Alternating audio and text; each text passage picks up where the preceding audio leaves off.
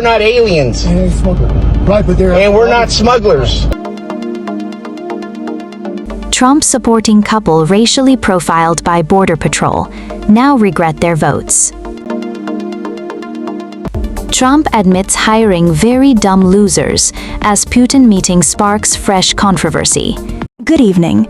Tonight, we begin with a story that has once again placed U.S. President Donald Trump in the national spotlight, not for a policy proposal, but for his own words, which critics say reveal more about his leadership than he might have intended.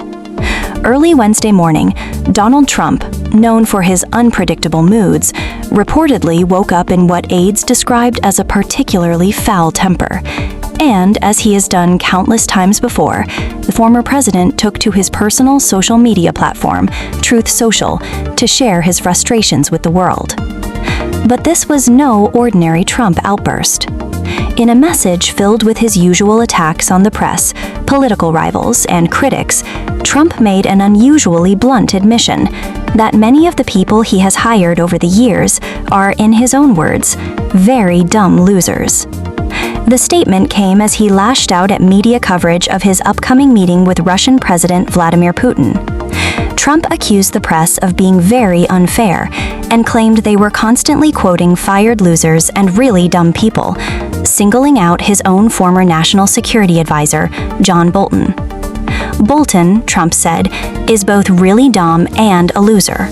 What Trump didn't mention is that it was he who appointed Bolton to one of the most sensitive and influential national security positions in the country. This has led to an obvious question, voiced by analysts and political commentators alike. If the people Trump hires are truly as incompetent as he now claims, what does that say about the man making those hiring decisions? Throughout his 2016 campaign and presidency, Trump repeatedly promised to surround himself with, quote, only the best people. Yet his own words now appear to contradict that claim. The list of high-profile appointees he has publicly insulted after firing them is long, from cabinet members like Betsy DeVos and Ben Carson to advisors such as Omarosa Manigat-Newman, who, notably, Trump has not described as dumb, perhaps because she managed to distance herself from his administration early on. Trump's political style has always involved attacking those who fall out of his favor, but this latest comment stands out because it wasn't just an attack. It was an admission, intentional or not, that his hiring choices may not have been as exceptional as he once claimed. The remarks also come at a tense moment in global politics. Tomorrow, Trump is scheduled to meet with Russian President Vladimir Putin in Alaska. In his Truth Social post, Trump emphasized that the meeting is taking place on U.S. soil, a point he seemed to believe was important. However, just days earlier, he told reporters that he was traveling to Russia for the meeting, a statement that raised questions about whether he was even aware of the summit's location. John Bolton, despite being the target of Trump's latest insults, has issued a stark warning. He argues that Putin has already won by securing a face-to-face meeting on American soil with a former U.S. president. Bolton says the Russian leader's strategy will be to manipulate Trump into granting concessions, particularly on the ongoing conflict in Ukraine. Bolton also noted that Putin knows how to work Trump and has used this skill before to extract political and diplomatic victories. His fear, shared by many foreign policy experts, is that Trump could walk away from the summit believing he has achieved a major win, when in reality, he may have conceded significant ground to Russia. This concern is not without basis. Just this week, Trump suggested publicly that Ukraine should consider ceding some of its territory to Russia, a position widely viewed by critics as capitulating to Putin's territorial ambitions. Analysts warned that such rhetoric could embolden Moscow to pursue even more aggressive actions against Ukraine, undermining international efforts to defend its sovereignty. Beyond foreign policy, this latest episode has reignited debate over Trump's leadership style and decision-making process. His willingness to demean former allies and advisors raises questions about loyalty, judgment, and his ability to build a competent governing team. Supporters dismiss the criticism, arguing that Trump simply tells it like it is. But opponents see it as further evidence that the self-proclaimed deal-maker often undercuts his own credibility. As the political world watches the lead up to the Putin meeting, one thing is certain. Trump's own words have once again become a central part of the story. Whether his "very dumb losers" remark will have lasting political consequences remains to be seen. But for now, it is yet another example of the former president's unfiltered style and the turbulence it creates both at home and abroad. For now, all eyes are on Alaska, where tomorrow's high-stakes meeting could shape the next chapter in U.S.-Russia relations, and perhaps reveal just how much influence Vladimir Putin still holds over Donald Trump. We just got an alien load. But we're not aliens. Alien smuggler. Right, but they're... And we're not smugglers. A disturbing incident in Southern California is making waves on social media this week.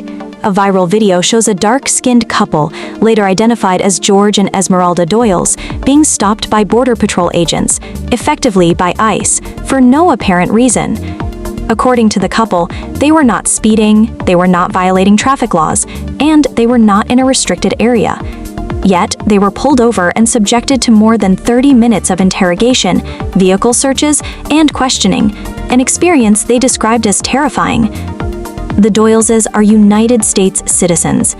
In the video, they can be heard explaining to the officer that they had a dentist appointment later that day, but were using their free time to look at potential campsites, something they enjoy as camping enthusiasts.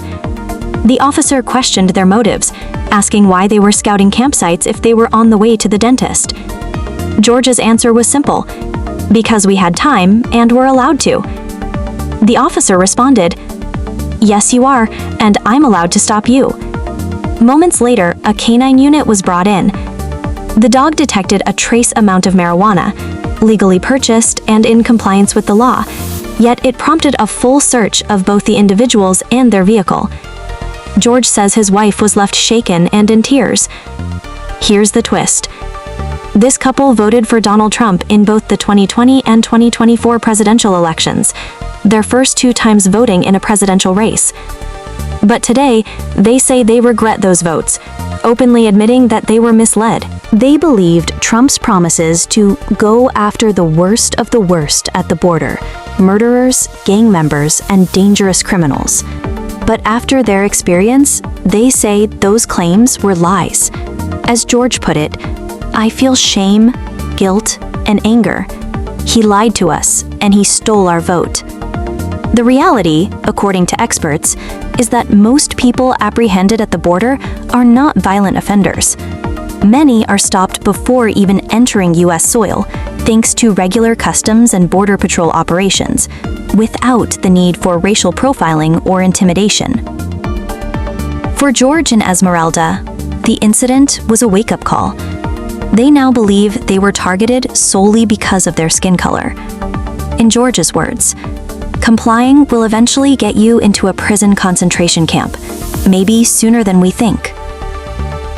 This moment of clarity, they say, not only opened their eyes to Trump's false promises, but also to broader systemic issues. While they have not declared allegiance to any political movement, they are certain of one thing: they will never again fall for the rhetoric of an authoritarian leader. Commentators note that this is exactly the kind of shift that pulls people out of the MAGA mindset, recognizing the problem, understanding why it happened, and committing to not repeating the mistake. For years, we've seen stories of Trump voters facing direct harm from his policies, yet many continue to support him. But in this case, the Doylez learned, changed course, and spoke out publicly, a rare but significant step. As one political analyst put it, these are the people we should support: honest individuals who can admit they were wrong and choose a different path. They are not in a cult. They are citizens who woke up. The Doylezes say they hope their experience serves as a warning to others. While their encounter was traumatic, it became the catalyst for a deeper understanding of the dangers of unchecked power and racial profiling. For now, the couple is focused on moving forward and making sure their future votes are guided by truth, not political deception. Reporting for your news brand, I'm Anchor Name. Stay with us for more updates on this developing conversation about civil rights and border enforcement in America.